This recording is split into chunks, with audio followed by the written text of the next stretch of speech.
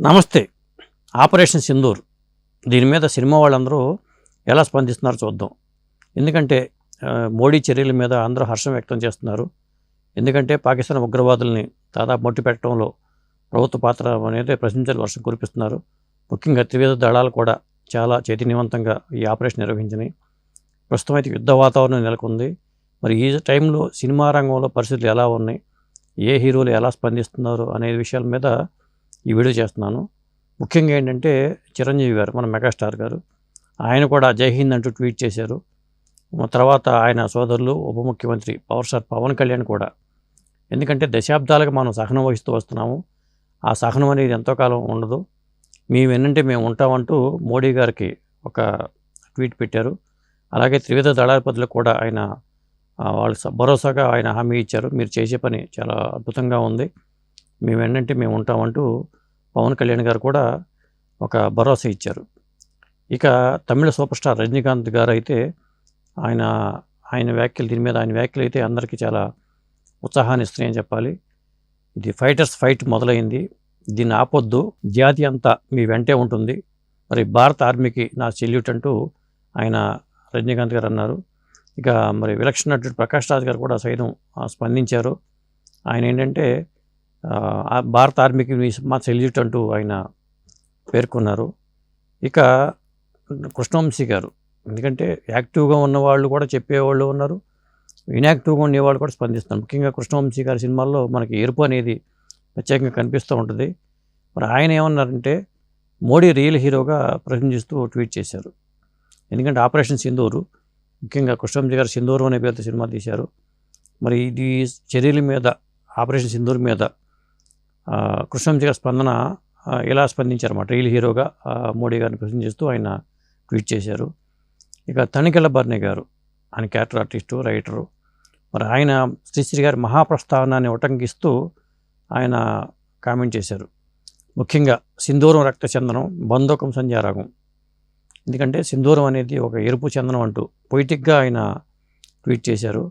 బంధోకం అంటే మోదుగ చెట్టు పూలు, మోదుగ పూలు కూడా ఎరుపుగా ఉంటాయి. ఆ బంధోకం సంధ్యారాగంగా అభిమానిస్తూ శ్రీశ్రీ గారి మహాప్రస్థానంలో పేర్కొన్న దాన్ని భరణి గారు ఈ సందర్భంగా ట్వీట్ చేసుకుంటూ వచ్చారు.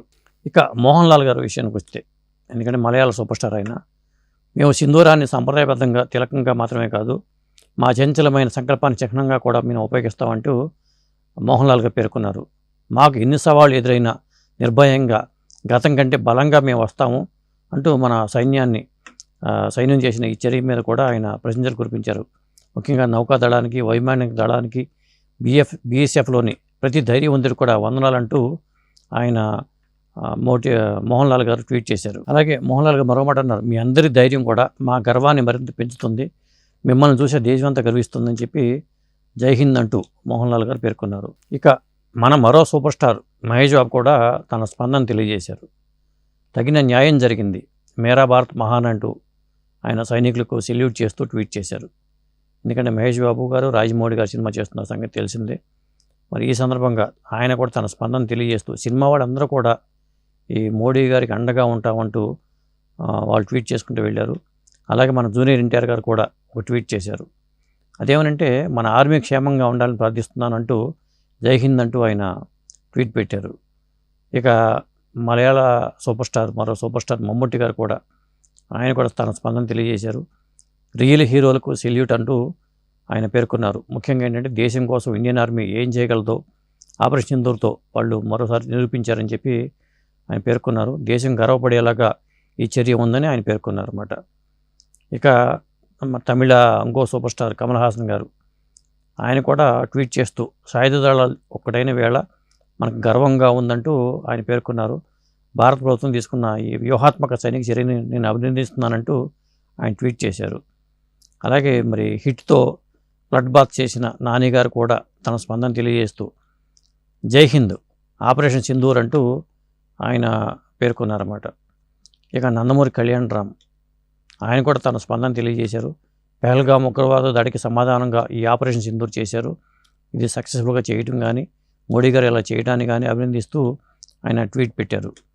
ఇక తమిళ హీరో శివకార్తికేయన్ కూడా ఇది భారత సైన్యం చేసిన అద్భుతమైన చర్య అంటూ జై హింద్ అంటూ ఆయన ట్వీట్ పెట్టారన్నమాట. ఇట్లా దాదాపు ఆల్మోస్ట్ ఆల్ అందరు హీరోలు కూడా అటు బాలీవుడ్లో కానీ, ఇటు టాలీవుడ్లో కానీ, ఇక అటు మలయాళ చిత్ర పరిశ్రమలో కానీ దాదాపు ఆల్మోస్ట్ ఆల్ అందరు హీరోలు కూడా స్పందించారు.